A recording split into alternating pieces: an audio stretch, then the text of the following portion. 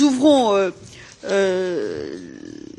le débat également sur le rapport pour avis de Monsieur Le Yarraïk sur la question de déontologie liée à la gestion des entreprises.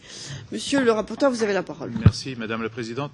De nombreux gouvernements dans le monde, les institutions européennes elles-mêmes, comme les organisations syndicales et sociales, ont à plusieurs reprises alerté sur la nécessité de nouveaux mécanismes limitant les prises de risques inconsidérées des institutions financières. Or, on constate qu'en pleine crise, alors que le chômage et la pauvreté ne cessent d'augmenter, on a à nouveau le versement de bonus inconsidérés aux traders, des salaires extrêmement élevés pouvant dépasser 300 à 400 fois le salaire de base d'un salarié français, par exemple, ou des parachutes dorés dont le versement continue. Ceci frise bien souvent l'indécence.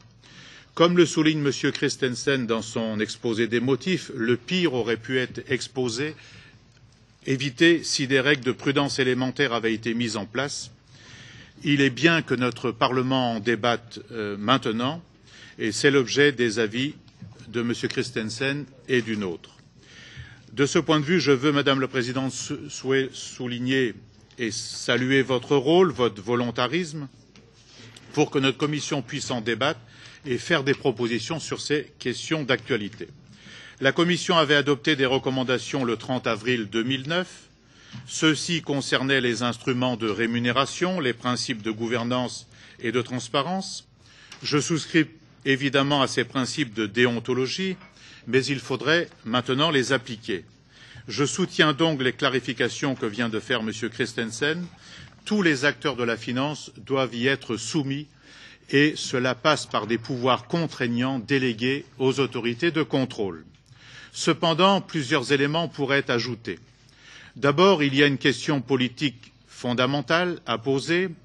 Peut-on continuer à vivre sur un modèle économique où le principe de compétitivité conduise à augmenter sans cesse les rémunérations des dirigeants, qui eux-mêmes sont chargés d'abaisser sans cesse le coût du travail, c'est-à-dire à diminuer les rémunérations des salariés et les niveaux de protection sociale.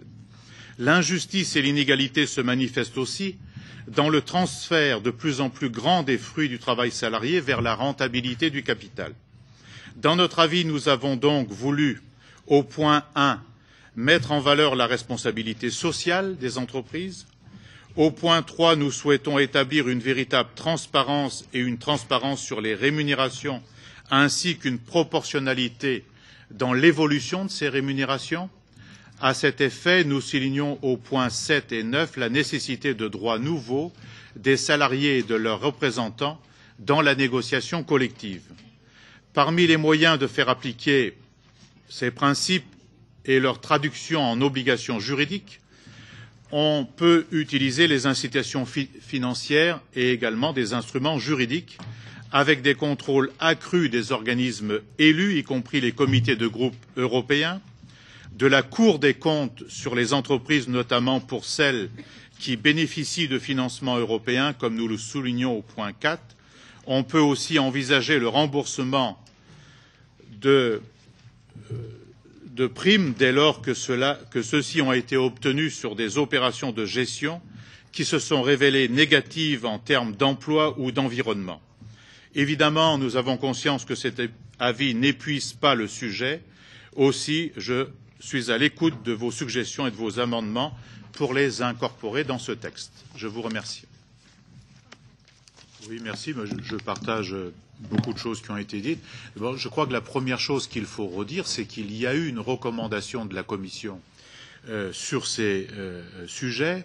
Que paraît-il, il y a des recommandations du G20, que paraît-il des chefs d'État et de gouvernement s'en préoccupent.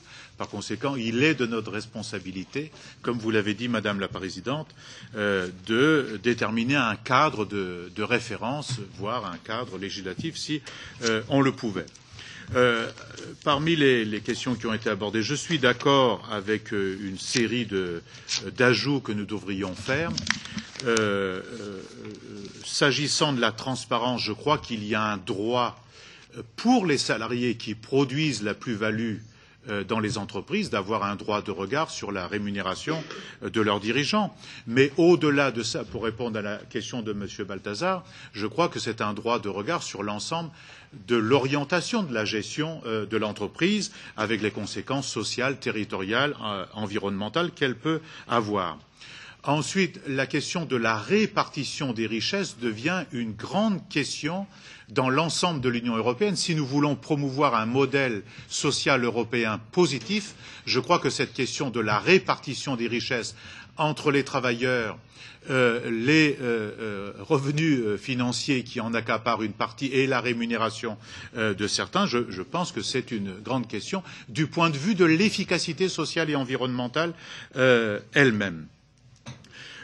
S'agissant de la part variable, si notre commission était d'accord, moi je suis fermement pour une limitation stricte de la part variable et même le versement, comme l'a dit mon ami Karima Delli,